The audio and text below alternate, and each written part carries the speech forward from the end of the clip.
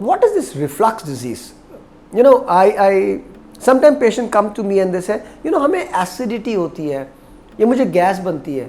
Now these are very vague symptoms that a patient comes up with, but it is very important for everyone to understand that there is something called a GERD or gastroesophageal reflux disease, in which the content of the stomach, which is the acid, comes up to the esophagus. It is very important to understand that the acid is not meant to be in the esophagus.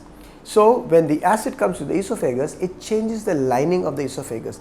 जब आपका तेज़ाब आपके खाने की नली में आता है तो वो उसको डैमेज करता है, और अगर वो उसको निरंतर डैमेज करता रहे, so chances of getting esophagitis यानी कि inflammation of the esophagus of the food pipe, Barrett's esophagus, Barrett's जिसमें आपकी स्किन अंदर की लाइनिंग चेंज हो जाती है, या even cancer of the esophagus यानी कि आपका जो फूड पाइप का कैंसर है उसके बढ़ने की संभावना बढ़ जाती है.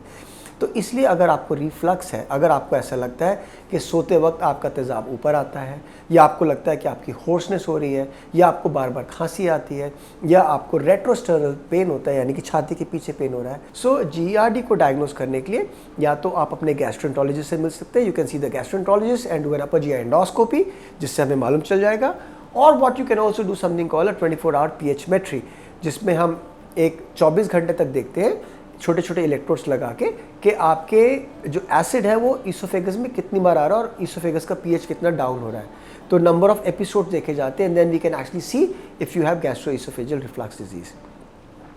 Now you see that esophageal reflux can happen because of two things. One, that you do not have a hernia, but you have a lax area and there is lot amount of acid which is formed and which is going up. So आपको hernia नहीं है, लेकिन आपको acid ज़्यादा बन रहा है और वो ऊपर जा रहा है. So in such cases we can do a medical treatment. So we can give you something like a Pantocid, we can give you other medications ताकि आपका एसिड का लोड कम हो जाए. कुछ ऐसी दवाइयाँ जो आपकी एसिड को नीचे आंतों में ले जाए, सो आपका एसिड लोड कम हो, ऊपर ना जाए. कुछ ऐसी दवाइयाँ जो आपके उसको कवर कर ले, सो उसका मेडिकल ट्रीटमेंट होता है.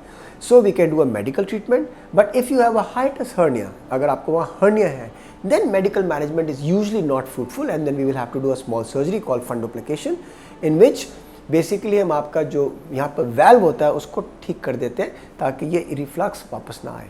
And it's laparoscopic surgery and about 15-20 minute surgery and 1 day or 2 day in the hospital, and that reflux gets better and you are able to lead a normal life. You can discontinue your antacids which you take for a very long time.